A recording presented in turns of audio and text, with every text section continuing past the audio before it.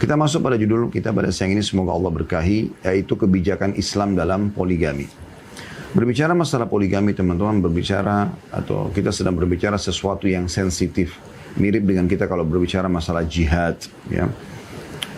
Ini umumnya orang kalau tidak punya pemahaman agama yang benar, mereka akan salah faham dengan masalah hukum-hukum ini. Seperti kasus jihad di masa kita sekarang, ada orang yang menyalahgunakan dengan cara dia berjihad di jalan Allah Subhanahu wa taala, tapi salah menurut dia jihad. Seperti misalnya membom diri, membom sana sini. Ini kan adalah perbuatan yang salah gitu. Perbuatan yang salah, ya. Dan ini mencoreng citra jihad itu sendiri. Mencoreng citra jihad itu sendiri. Kemudian ada juga orang yang terlalu membenci jihad atau membenci jihad tanpa ada sebab. Mengatakan ini adalah ajaran terorisme, ini adalah ajaran radikalisme, sehingga akhirnya jihad tidak boleh dibahas sama sekali. Sehingga seakan-akan mereka mau hukum Allah ini dihapus. Akhirnya mereka harus menutup semua ayat jihad dalam Al-Quran yang sekian banyak, menghapus juga hadis-hadis Nabi SAW tentang keutamaan jihad, mati syahid, dan juga praktek Nabi SAW dan para sahabat ridwanullah alaihim dalam jihad. Akhirnya mereka coba berusaha menutupi tentang masalah kasus perang Badar, perang Uhud, Fathi Makkah, Hunain, Tabuk, dan sekian banyak peperangan. Contoh. Nah, demikian juga dengan masalah poligami ini. Kalau orang tidak punya kapasitas ilmu yang cukup, keimanan yang cukup, maka mereka umumnya menilai negatif. Ada orang yang belum punya cukup ilmu, tapi dia ingin poligami. Seperti ibaratnya anak masih SD, kemudian diberikan kurikulum kuliah. Dia tidak akan mungkin faham masalah itu. Karena yang kami fahami adalah poligami bab tertinggi dalam bab nikah. Tidak mungkin orang yang baru saja mempelajari agama langsung tiba-tiba bisa mempraktikannya. Dia butuh proses. Kalau Anda punya satu perusahaan, yang perusahaan ini sudah berjalan dengan baik, ya, sudah Anda atur manajemennya dengan rapi, sudah Anda berikan hak semuanya pegawai, ya, dengan baik, maka Anda bisa membuka cabang, tidak ada masalah. Anda tinggal copy paste ke perusahaan yang kedua, maka Anda akan aman. Tapi kalau manajemen di perusahaan pertama masih kacau, masih amburadul semuanya, laporan keuangan, neraca laba rugi, kemudian juga masih belum ada HRD yang mengatur staff juga belum ada penentuan SOP tentang masalah kerja mereka, ya, jam kerja, jam pulang, pakaian, jenis-jenis pekerjaan, dan seterusnya lah yang merupakan bagian daripada perusahaan. Terus tiba-tiba mau buka cabang yang lain, mungkin Anda hanya sekedar senang dari sisi pujian orang saja di hari-hari pertama. Setelah itu Anda akan menambah, ya, sakit kepala, ya, bagi Anda, pusing karena harus memikirkan dua perusahaan yang belum jelas harus kemana arahnya, harus bagaimana keuangannya, harus bagaimana pengaturan terhadap stafnya, dan seterusnya. Nah, ini yang perlu difahami gitu, ya. Nah, seperti itu kurang lebih poligami yang banyak orang tidak faham masalah ini. Mereka mengatakan bahwasanya nggak apa-apa poligami, kan Islam bolehkan. Maka akhirnya mereka melangkah poligami tanpa punya ilmu. Sholat aja masih belum baik, ya. Puasa juga masih belum baik. Ibadah-ibadah yang lain masih banyak yang terbengkalai. Kemudian tiba-tiba mau bicara tentang masalah poligami. Sehingga terjadi kezaliman dalam masalah poligami tersebut. Dia menikah bukan dengan poligami sehat. Menikah dengan sembunyi-sembunyi dari istrinya yang pertama. Akhirnya pada saat ketahuan yang ada adalah ribut. Kemudian bisa saja mereka bercerai. Atau mempertahankan rumah tangga tapi dalam kondisi terhina. Harus terus-menerus ribut dengan istri pertama. Sampai betul-betul sudah reda baru kemudian, ya, bisa dia jalankan. Ini pun harus memiliki poin-poin yang sangat tepat untuk bisa menjalankan. Jadi bukan sembarangan juga dalam menjalankan hal-hal seperti ini, ya. Ini ada orang yang terlalu berlebihan, tidak punya ilmu, kemudian menerapkan. Ada juga orang berlebihan dalam membenci poligami. Apa poligami itu? Kezaliman pada wanita. Dimulai dari orang-orang non-muslim yang sering melempar ini, ya. isu di tengah-tengah umat Islam, terutama kaum wanita. Dibuatlah isu-isu ya, yang akhirnya membuat umat Islam sendiri, terutama muslimat, membenci hukum Allah Subhanahu Wa Taala. Nah, ini aneh. Bagaimana caranya membenci hukum sang pencipta Allah? Lalu keluar statement-statement, kan masih banyak jalan menuju ke surga, tidak harus poligami. Bisa dengan cara yang lain. Baik, terus hukum ini mau kemanakan? Mau dihapus? Kan tidak mungkin. Banyak orang begitu, egois. Gitu. Dia bukannya coba belajar, berusaha terus menyempurnakan perintah Allah Subhanahu Wa Taala, sampai juga dalam masalah poligami. Walaupun tentu ada, Masya Allah, Tabarakallah, sebagian muslimah yang Allah sudah karuniakan keimanan dan ketenteraman jiwa dalam hatinya, dia tahu ini adalah hukum Allah, dia malah mendukung suaminya, malah dia penyebab suaminya untuk berpoligami, itu ada. Di antara mereka memang yang sudah, Masya Allah, yang Allah pilih hati-hati mereka lunak dengan keimanan, jadi bukan lagi mengikuti hawa nafsu, bukan lagi mengikuti cemburu buta, gitu kan. Tapi di saat juga mau akan dilaksanakan, dia bersama dengan suaminya saling rangkul untuk bagaimana memiliki ilmu yang cukup dalam menjalankan itu, sehingga tidak terjadi kezaliman, dan betul-betul poligami itu seperti sebuah kereta berada di relnya. Mereka melemparkan isu mengatakan, oh umat Islam itu boleh nikah 2, 3, 4. Ya, itu kezaliman, tidak memberikan hak wanita. Subhanallah, ada pengalaman Syekh Shalih Suhaimi, hafizahullah, guru kami tentunya. Semoga Allah jaga beliau. Salah satu dosen mengajar di kampus kami di Madinah, dan juga beliau pengajar rutin di Masjid Nabawi sampai hari ini tentunya. Dan hubungan kami Masya Allah sangat baik. Beliau sangat membuka diri pada saat kami mau konsultasi. Ya. Intinya teman-teman sekalian, beliau punya cerita tentang masalah ini, karena beliau poligami sampai 4 istri. Dan beliau pernah mendatangi, kalau tidak salah, Amerika atau salah satu negara di Eropa. Beliau cerita gitu, kejadian. Kemudian beliau masuk ke satu toko parfum, dan beliau minta kepada staf panitia pengajian yang mengundang beliau di sana itu untuk memilihkan parfum, dan beliau cari yang sama 4, apakah sama mereknya atau sama harganya gitu. Maka sempat ada staf wanita di situ bertanya, kenapa dia beli harus 4 sama? Biasanya kan parfum itu stoknya mungkin cuma 2, 3 di toko parfum ya, tidak langsung spontan yang sama, merek sama, harga sama, semuanya ada stoknya sampai 4 ya. Seperti itu kurang lebih gambarannya. Maka ditanyalah, ya. Kemudian diterjemahkan ke Syekh Shalih, karena beliau belum menguasai bahasa Inggris ya, sehingga beliau diterjemahkan oleh panitia pengajian pada saat itu. Lalu, kenapa harus beli 4 sama? Kata panitia tersebut, ini karena guru kami ini beristri 4. Pegawai itu tiba-tiba kaget, beristri 4 gitu. Apakah itu tidak zalim terhadap wanita gitu? Bagaimana bisa perempuan itu bisa menerima dan seterusnya lah dengan syubhat-syubhatnya? Maka jawaban Syekh Shalih sangat cerdas. Beliau mengatakan, kami dalam Islam dibolehkan berpoligami, tapi kami tidak boleh bergaul bebas.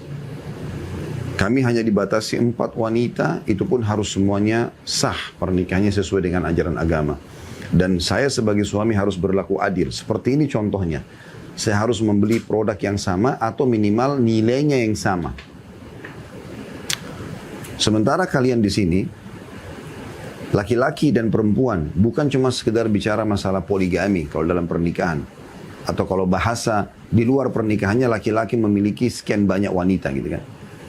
Wanita pun memiliki sekian laki-laki. Dalam masalah pernikahan dikatakan poliandri, tapi ini tidak ada dalam Islam ya. Wanita tidak boleh memiliki lebih dari 1 suami, karena kalau dia hamil dari 2 suami, kira-kira statusnya anak itu ke siapa gitu ya.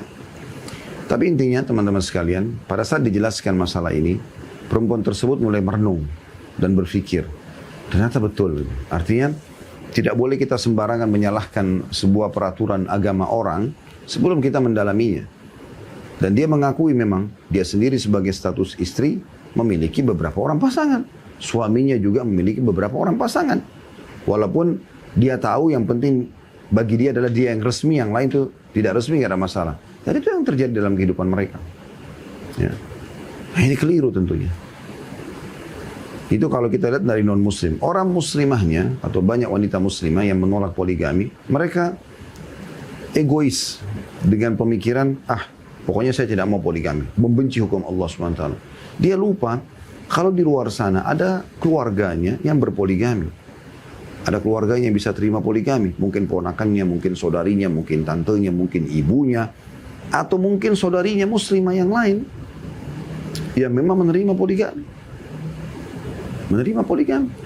Mungkin Anda tidak, tapi yang lain menerima. Kalau Anda secara pribadi tidak bisa menerima, itu oke. Anda sendiri pribadi. Tapi jangan membenci hukum Allah.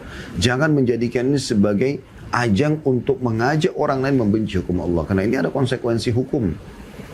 Kalau Anda tidak cocok, belum tentu orang lain tidak cocok. Kan gitu. Dan secara fitrah, Allah telah membuat kaum wanita bisa menerima poligami.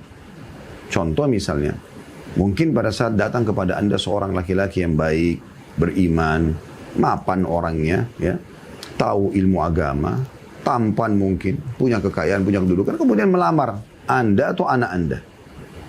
Mungkin Anda akan berpikir, walaupun jadi istri kedua, istri ketiga, Anda akan bisa menerima. Dan itu terjadi di lapangan. Istri keempat pun menerima. Kenapa? Karena bagi dia, laki-laki ini mapan dan mumpuni untuk jadi suami. Kan itu yang menjadi target. Bukan masalah monogami tapi nggak mapan. Nggak, bukan seperti itu. Karena umumnya orang kalau sudah berpoligami biasanya mapan. Asal benar ya poligami. Kita bicara sekarang kalau benar gitu. Jadi ada muslimah-muslimah yang seperti ini yang menerima. Jadi jangan sampai kita egois gitu. Boleh nggak Ustaz seorang wanita tidak mau dipoligami? Boleh. Dia punya hak untuk itu. Dia bisa mengatakan pada suaminya, saya tolong jangan dipoligami. Gitu. Kalau sebelum nikah dia berikan syarat dan suaminya mengiyakan, maka ini syarat suaminya harus ikut. Makanya setiap muslim kalau ada yang konsultasi dengan kami, bagaimana kalau ada istri begini? Saya bilang, kalau misalnya antum sebagai suami ya, sudah mengiyakan, maka itu syarat. Kata Nabi SAW, al-muslimuna ala syurutihim. Orang muslim sesuai dengan syaratnya. Kalau antum sudah mengatakan, baiklah saya tidak akan poligami. Berarti Anda tidak boleh poligami. Ini menandakan poligami bukan sebuah hal yang wajib mutlak untuk dilaksanakan. Tidak, tapi dia penyempurnaan terhadap agama Allah Subhanahu Wa Taala. Maka lebih baik seorang laki-laki mengatakan, saya tidak bisa janji apa-apa. Toh juga pada awal pernikahan kan kita tidak tahu apakah ini langgeng atau tidak rumah tangga ini. Dan juga kita tidak tahu itu kapan terjadi, bagaimana terjadi. Yang penting kalau dilakukan dengan benar, maka itu adalah hal yang harusnya didukung.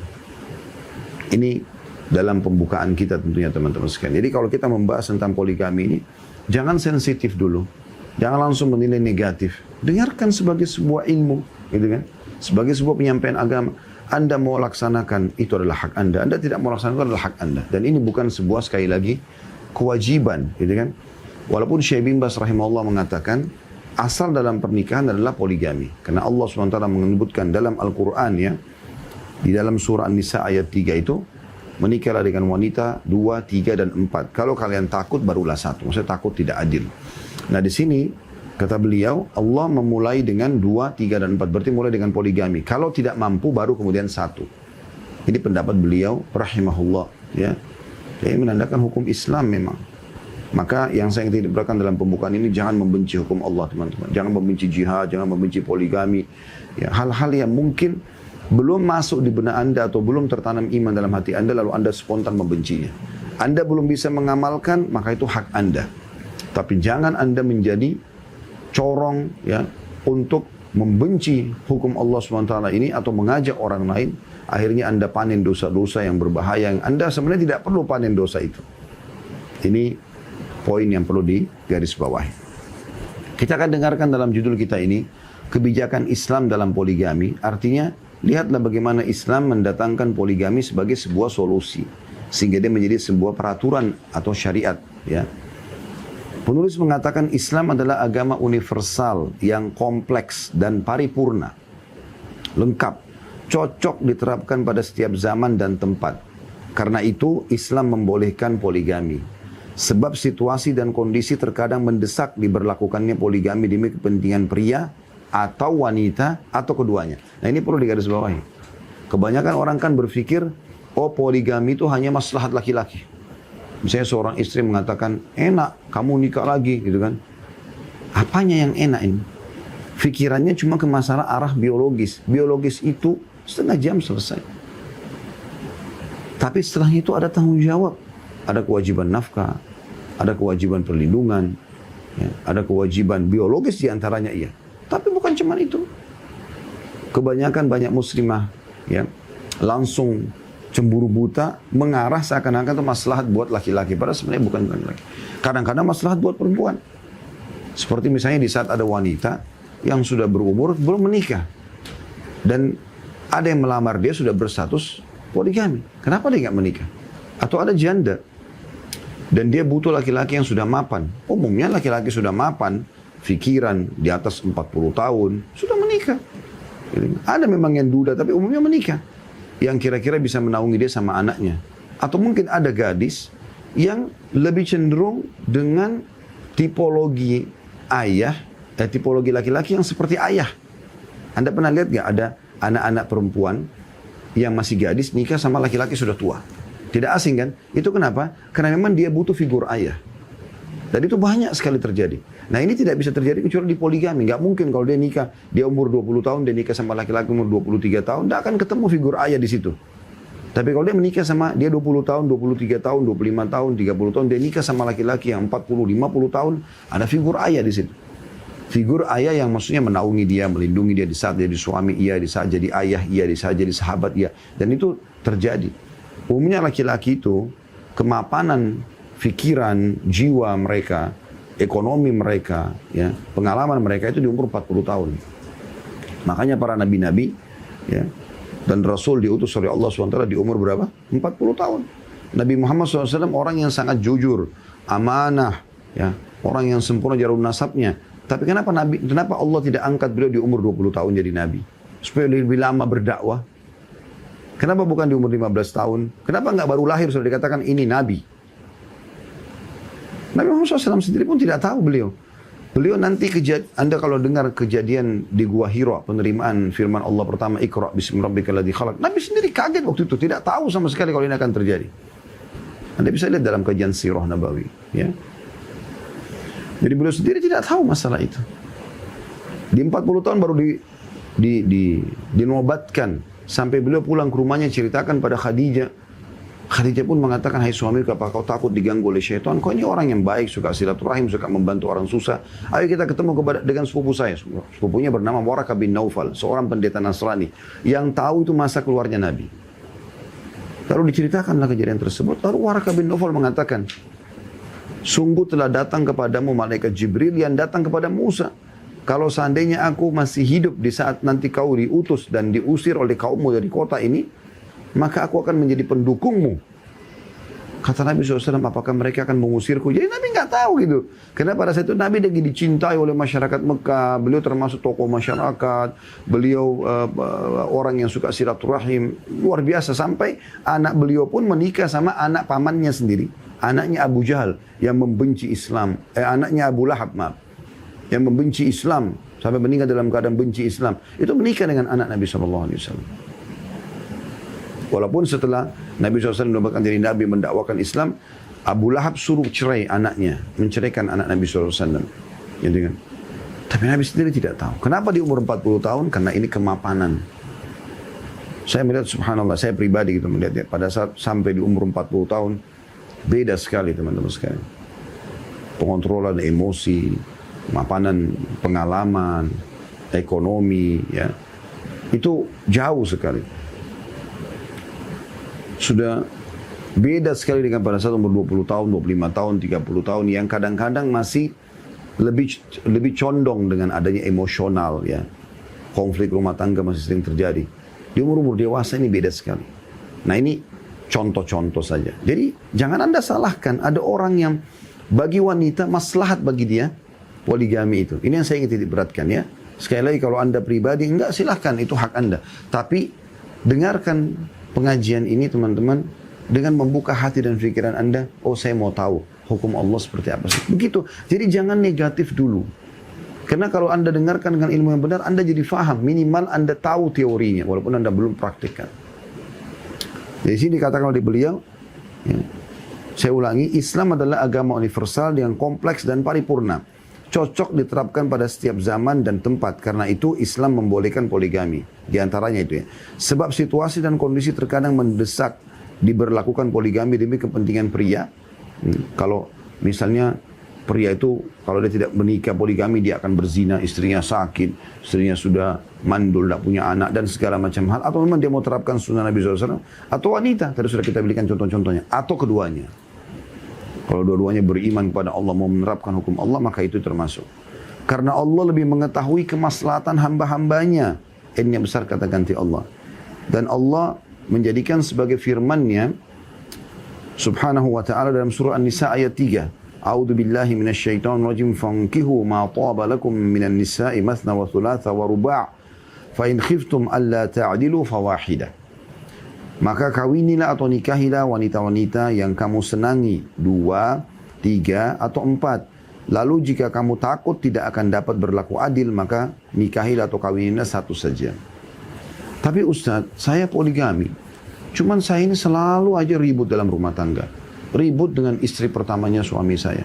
Itu karena langkahnya saja, permasalahan di situ. Kalau Anda ikhlaskan niat karena Allah Subhanahu wa ta'ala, Anda niat tulus, selalu jadikan dalam doa Anda, ya Allah mudahkanlah poligami ini, ya Allah berkahilah, ya Allah satukan hati kami. Beda.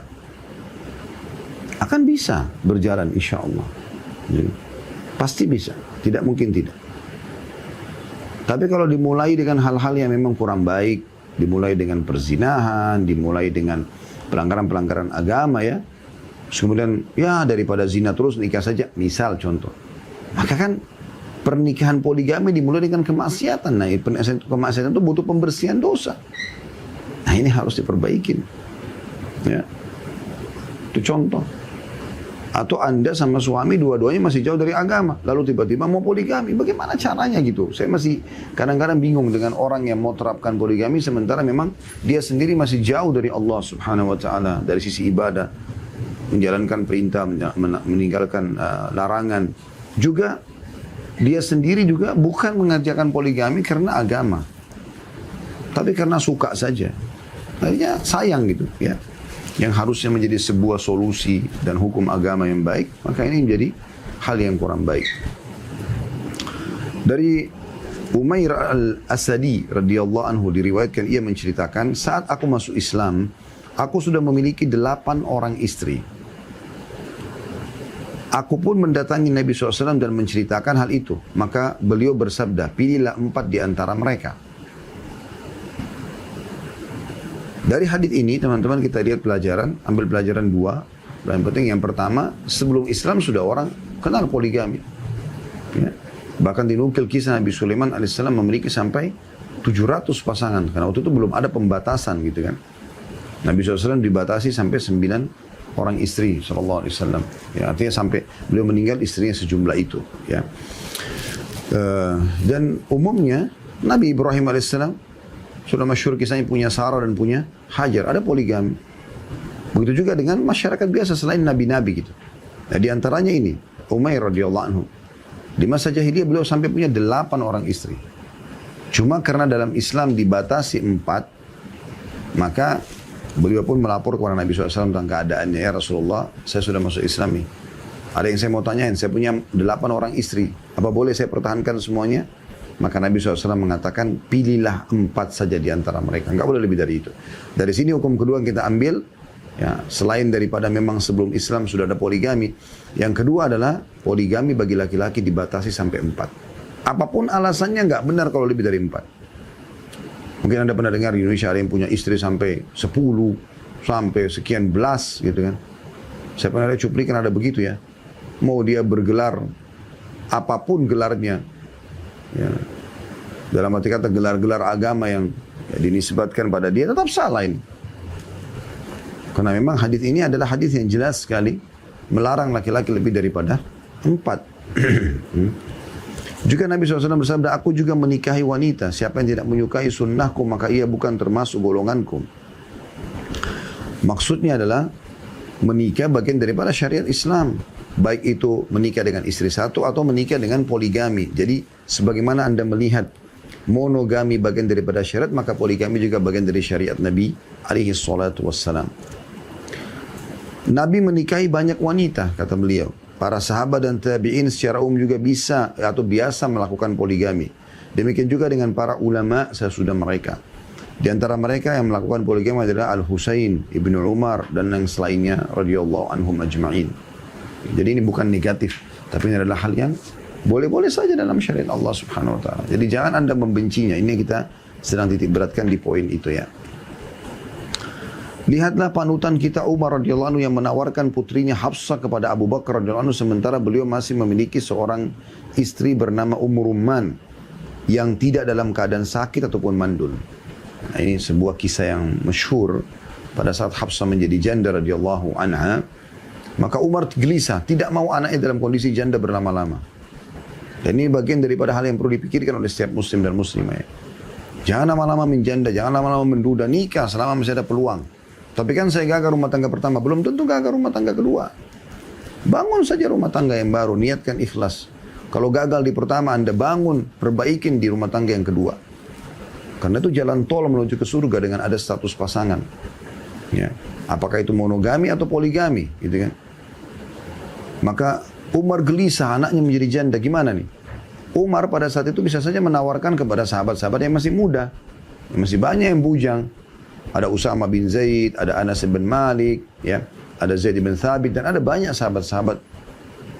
Tapi Umar datang kepada Abu Bakar. Abu Bakar punya istri dan subur, Ummu Rumman namanya, radhiyallahu anhum ajma'in. Kenapa Umar pilih Abu Bakar? Artinya Umar mendahulukan poligami di sini, bukan monogami. Yani, ada orang tua begitu kadang-kadang. Sudah anaknya janda, nggak mau lagi poligami. Ditahan anak tersebut, padahal anaknya sudah mau menikah. Laki-lakinya sudah baik, soleh, tetap tidak mau. Allah subhanallah. Kenapa ini terjadi? Kenapa egois Anda yang Anda dahulukan? Kenapa bukan agama?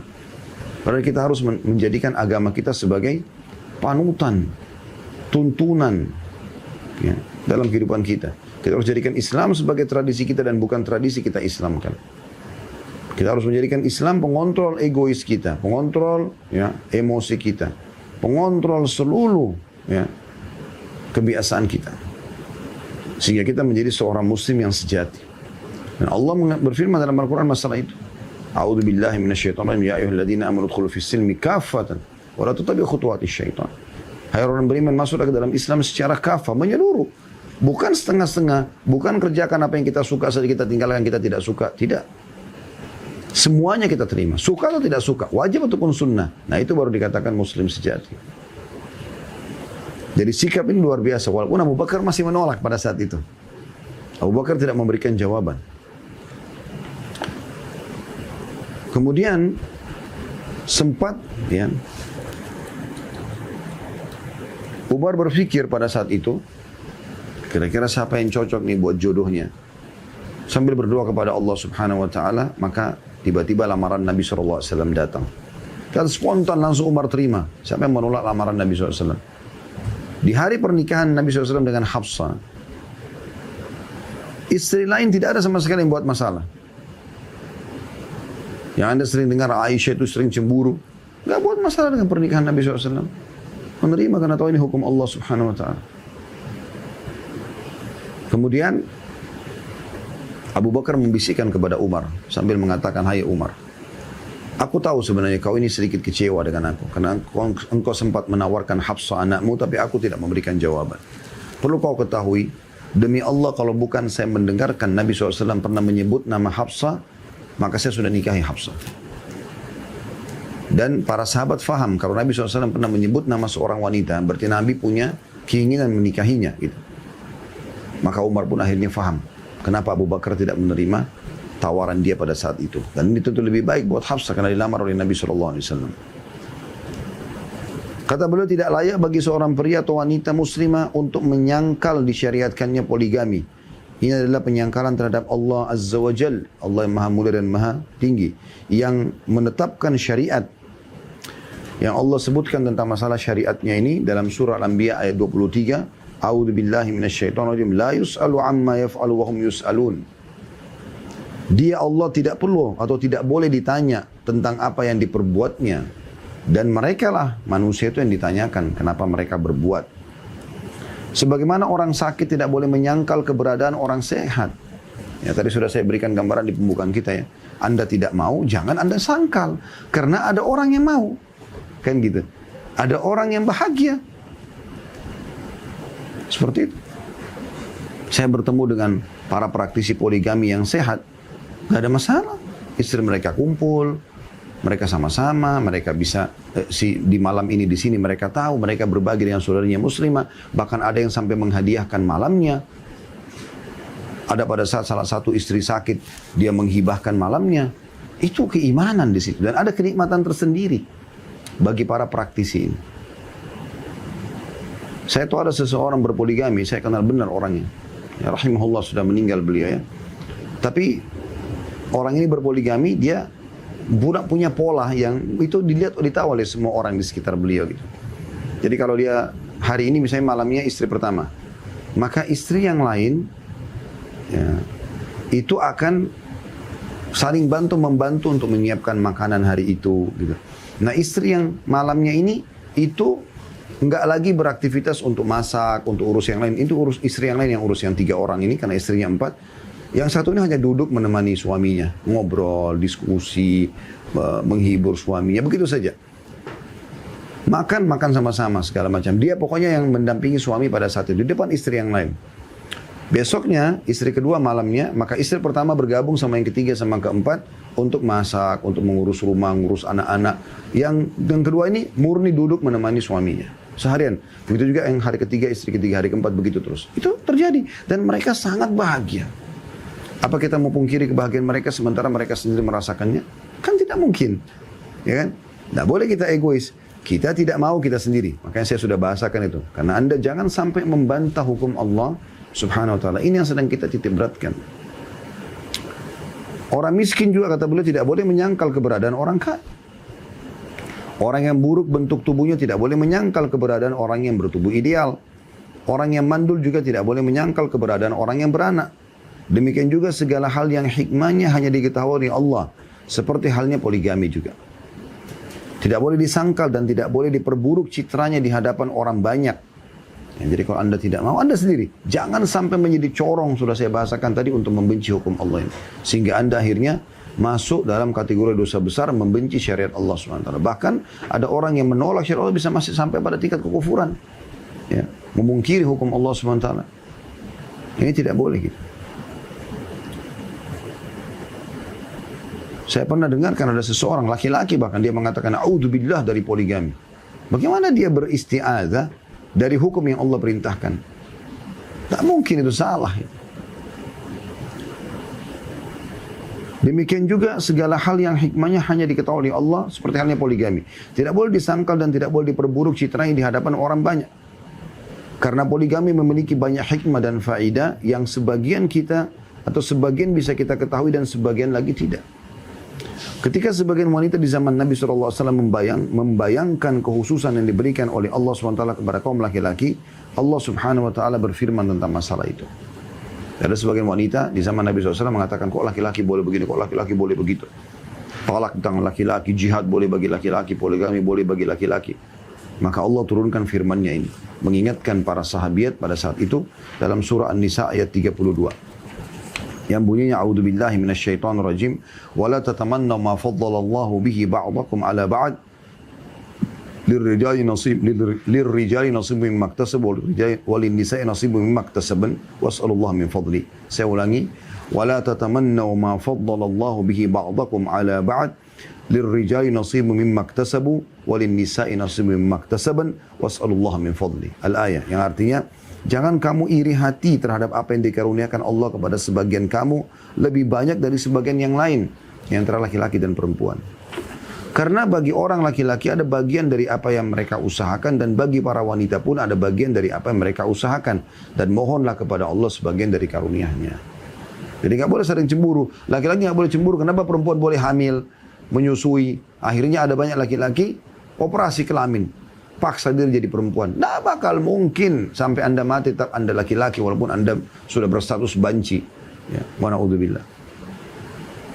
Ada perempuan mau jadi laki-laki, operasi kelamin. Kenapa begini? Kenapa enggak jadi fitrahnya saja? Rusak. Ya. Kata beliau, yang terlihat oleh kita dengan akal kita yang picik bahwa poligami itu memang merupakan konsekuensi dari kondisi kehidupan tertentu dalam pribadi-pribadi tertentu yang memang diberikan oleh Allah karunia agama, akal, kesehatan, dan harta. Umumnya kondisi itu dialami oleh kaum laki-laki. Karena itu poligami disyariatkan secara khusus bagi kaum laki-laki. Sementara wanita tidak.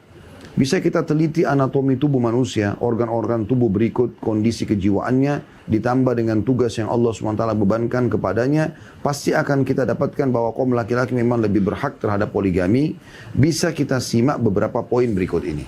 Jadi beliau akan sebutkan poin demi poin, kenapa poligami dibolehkan bagi kaum laki-laki. Kata beliau, jika seorang lelaki melakukan poligami terhadap beberapa orang istri dengan akad yang sah, bukan perzinahan, sah secara agama, 2, 3, atau 4 istri, tidak akan terjadi percampuran nasab. Tapi tidak demikian terhadap wanita yang melakukan poliandri. Sebenarnya poliandri kalau perempuan ya, berarti memiliki lebih dari satu suami. Karena masing-masing menuangkan sperma di satu rahim. Organ reproduksi yang dimiliki oleh lelaki memang memungkinkan dirinya melakukan itu dan wanita sebaliknya. Ya mungkin kan, karena kalau perempuan poliandri, punya 2 suami, 3 suami, semua menumpahkan sperma dalam satu rahim, ini kira-kira anak ini milik siapa? Ya seperti itu kurang lebih. Tapi kalau laki-laki memiliki beberapa orang istri, maka dia boleh saja anak ini yang ini hamil atau 4-4-nya hamil, masing-masing jelas nasabnya kepada si laki-laki itu. Itu yang pertama. Yang kedua, struktur anatomi lelaki lebih sehat dibandingkan wanita pada umumnya. Itu berdasarkan kenyataan alami bahwa lelaki tidak mengalami masa haid, nifas, hamil, dan menyusui. Sehingga tubuhnya lebih sehat dari wanita yang secara kodrati harus mengalami haid, nifas, melahirkan, dan menyusui. Kaum lelaki pada umumnya memutuskan perkara dengan akalnya. Dengan modal itu tentu saja bisa mengatur keberadaan 2, 3, atau 4 orang istri. Lain halnya dengan wanita yang biasa memutuskan hukum melalui perasaan, dan itu memang dibutuhkan untuk mendidik anak dan mengasihi mereka. Kalau perempuan yang poliandri, maka bagaimana dia mengatur suami-suaminya? Itu akan repot.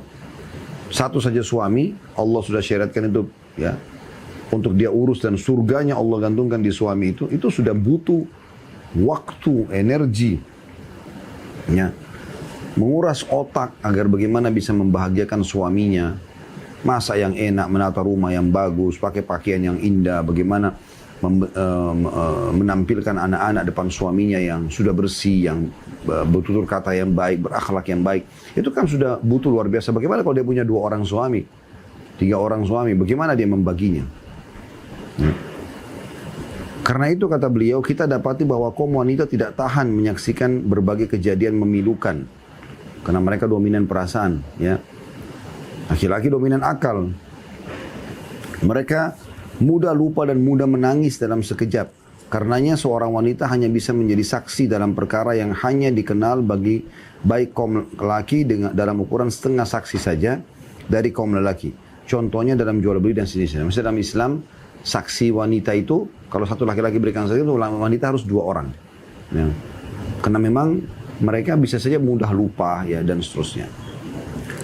Kemudian yang ketiga, kata beliau, disyariatkannya jihad bagi kaum lelaki, sementara bagi kaum wanita tidak. Jihad amat erat kaitannya dengan darah, bangkai, dan sejenisnya yang pada umumnya kaum wanita tidak tahan melihat pemandangan semacam itu. Ya, artinya memang menandakan kejiwaan laki-laki lebih siap untuk menghadapi perkara-perkara dalam kehidupan.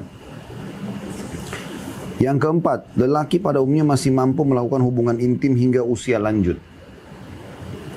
Lain halnya dengan kaum wanita, mereka akan berhenti berproduksi pada usia yang lebih muda, yaitu yang dikenal dengan usia menopause. Ya. Sebagian sudah mengalaminya pada umur 40 tahun, sebagian pada umur 45 tahun, namun sebagian bisa sampai umur 50 tahun. Laki-laki itu umur 40, 50, bahkan sampai 60 tahun mereka masih produksi. Ya. Masih produktif di sini. Selanjutnya, yang kelima, sebagian lelaki diberikan oleh Allah SWT kemampuan seks yang berlebihan. Jadi tidak semua tentunya, tapi umumnya. Laki-laki ada yang punya kemampuan lebih gitu. Padahal sebagaimana dimaklumi, wanita hanya harus mengalami masa haid, kehamilan dan nifas. Poligami bisa membantu menyelesaikan problem tersebut. Imam Ahmad bin Hanbal rahimahullah pada masanya bahkan berpendapat bahwa seorang laki hendaknya menikahi 4 orang istri. Ya, karena umumnya laki-laki seperti itu. Nah, biasa kalau karena dia memiliki sperma, yang disinggung juga oleh sebagian ulama, kami sudah bacakan dan bedah ini di kajian kitab Mahkota Pengantin. Ya, disinggung oleh penulis di situ bagaimana sperma itu panas ya, dan dia kalau tidak ditumpahkan itu bisa menjadi penyebab munculnya emosional atau ketuaan dini ya. Dan ini umumnya laki-laki kalau ada yang sering emosi suami Anda di rumah itu karena bermasalah di masalah biologisnya. Kalau dia bisa mendapatkan biologis yang cukupi, mumpuni buat dia, maka dia akan lebih mapan ya dari sisi kejiwaan. Nah, ini yang membuat memang karena Allah bebankan pada mereka sperma itu, maka mereka dibolehkan juga untuk memiliki beberapa orang istri. Ini sebab-sebabnya ya, sebab-sebabnya. Kemudian yang keenam, berdasarkan berbagai sensus terbukti, kematian kaum lelaki lebih banyak dibandingkan wanita karena terjadinya berbagai kecelakaan dan peperangan yang memang lebih sering dihadapi oleh kaum lelaki daripada kaum wanita. Peperangan, ya pasti laki-laki tentaranya umumnya, walaupun ada tentara perempuan tapi sedikit. Kecelakaan kendaraan pada saat mereka cari nafkah, ya menyetir mobil ya keluar kota dan segala macam ini. Sehingga persentase kaum wanita lebih banyak daripada kaum lelaki. Tidak ada cara menyelesaikan problematika ini selain poligami.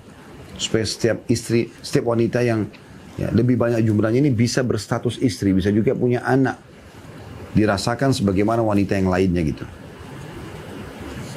Belum lagi ditambah kenyataan bahwa kelahiran bayi wanita itu lebih banyak dari bayi laki-laki, sehingga menyebabkan persoalan tersebut menjadi lebih berat.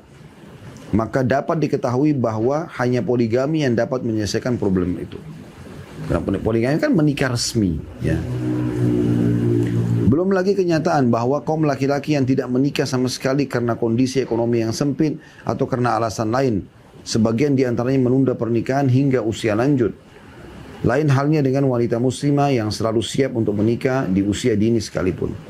Artinya, yang membuat laki-laki juga salah satunya berpoligami karena memang mereka kan dari awal harus menyiapkan dulu kemapanan. Setelah mapan baru kemudian mereka menikah. Jadi tidak setiap saat mereka bisa menikah gitu. Ini diantara sebab-sebab yang disebutkan oleh beliau gitu. Selanjutnya yang ketujuh ya, seorang laki yang banyak melakukan interaksi dengan orang lain terkadang dikenal sebagai orang terhormat atau ulama yang banyak dicari orang karena ilmunya atau jabatannya. Atau memang ruang lingkup kerjanya membutuhkan orang lain untuk membantunya. Lelaki dengan segudang aktivitas tentu membutuhkan beberapa orang wanita agar bisa saling bahu-membahu memperhatikan kebutuhan anak di satu sisi dan melayani kebutuhan suami di sisi yang lain. Poligami tentu saja jadi solusi terhadap masalah semacam ini.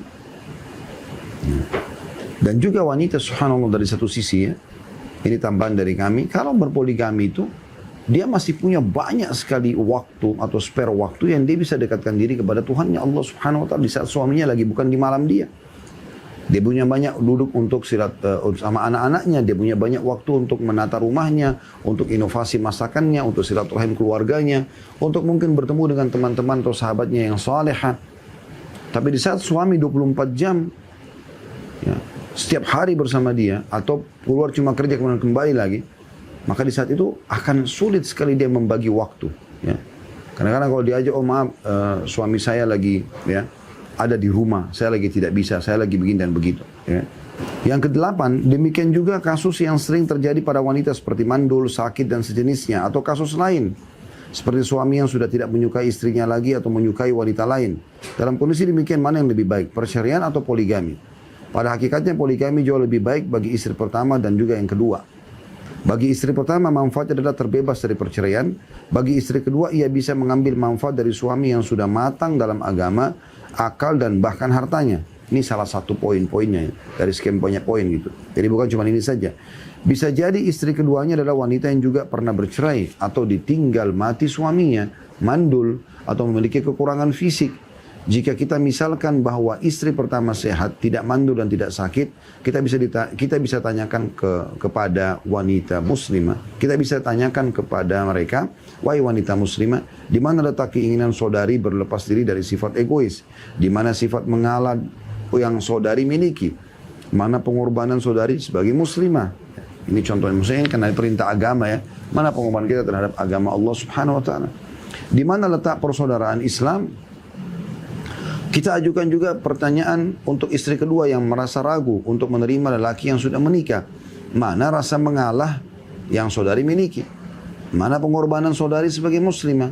Di mana lagi letak persaudaraan Islam yang ada? Bisa jadi Allah membuka pintu kebaikan bagi si istri pertama, istri kedua, dan si suami sendiri. Meluaskan rezeki, harta, dan anak mereka, serta mengumpulkan mereka dalam kebaikan. Bila niat mereka memang jujur, memang benar bahwa istri pertama atau kedua bisa jadi tidak menyukai pernikahan semacam itu, namun apakah sesuatu yang tidak disukai itu sudah diketahui akibat yang ditimbulkan? Jawabannya tentu tidak. Kan selalu kita pikirnya negatif, padahal belum tentu negatif kan gitu.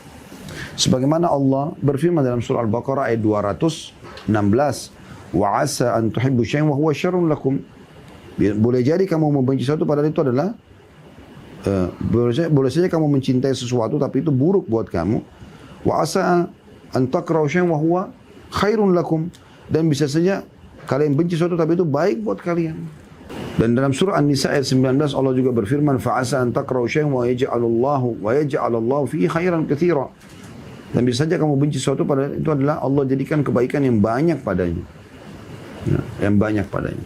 Jadi sebenarnya banyak yang dikhawatirkan itu kan karena perubahan sikap suami, padahal sebenarnya tidak. Sama sekali tidak ya. Kalau sebenarnya dia bisa menjalankan dengan cara yang baik, maka tidak ada yang perlu dikhawatirkan tentunya. Baik, ini poin-poin yang dibahas oleh beliau ya. Saya akan bacakan sampai poin ini selesai, mungkin sampai di halaman ya 50 ya. Poin selanjutnya beliau mengatakan, bukankah memperbanyak keturunan itu dituntut dalam ajaran syariat Islam? Ini salah satu poin kenapa poligami terjadi ya. Karena akan membantu umat Islam meningkatkan bidang pertanian, perindustrian, serta perniagaan, dan menutupi kelemahan kaum muslimin. Selain juga memperbanyak jumlah umat Nabi Muhammad SAW di hari kiamat. Dengan banyaknya generasi, banyak juga yang menjadi amal jariah buat kita ya. Maka kita tidak lagi membutuhkan tangan-tangan jahil yang justru akan merusak akidah dan agama kita. Karena generasi kita sudah ada sendiri yang bisa kita maksimalkan untuk membela agama ini. Karena itu Nabi SAW bersabda, tazawwajul waludal waduda fa inni mukatsirun bikum yaumal qiyamah. Nikahilah wanita yang subur dan penuh kasih, karena aku berbangga dengan banyaknya umatku di hari kiamat nanti. Hadis riwayat Abu Dawud dan juga An-Nasai dan disahihkan oleh Ibnu Hibban dan Al-Hakim. Yang terakhir teman-teman sekalian, beliau mengatakan wanita yang kita bahas yang pada siang ini ya. Wanita pasti membutuhkan lelaki bagaimanapun kondisinya, apapun profesi dan pekerjaannya, serta bagaimanapun tingkat kedudukan sosial dan akademis yang telah dicapainya. Artinya untuk melindungi dia gitu kan. Nah, masih ada poin satu lagi.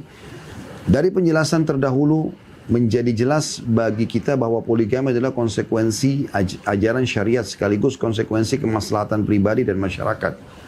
Maka sudah sepantasnya bagi istri pertama, kedua atau ketiga dan yang keempat untuk rela dengan pembagian Allah SWT terhadap mereka. Karena segala yang diambil seseorang di dunia ini adalah bagian dari nasibnya. Hendaknya seseorang wanita tidak menolak lamaran seorang laki-laki yang agamanya kuat dan berakhlak baik, seorang lajang ataupun sudah menikah. Nabi SAW telah menggambarkan satu barometer untuk kita ikutin, yaitu sabda beliau SAW dalam hadis riwayat Tirmidzi, "Idza ja'akum man tardawna dinahu wa amanatahu fazawwijuhu.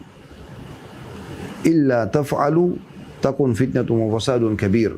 Apabila datang kepada kalian seorang pemuda yang kalian sukai agama dan amanahnya, dalam riwayat lain agama dan akhlaknya, maka nikahkanlah dia dengan putri kalian, bila tidak akan terjadi kerusakan, bencana dan kerusakan besar di muka bumi.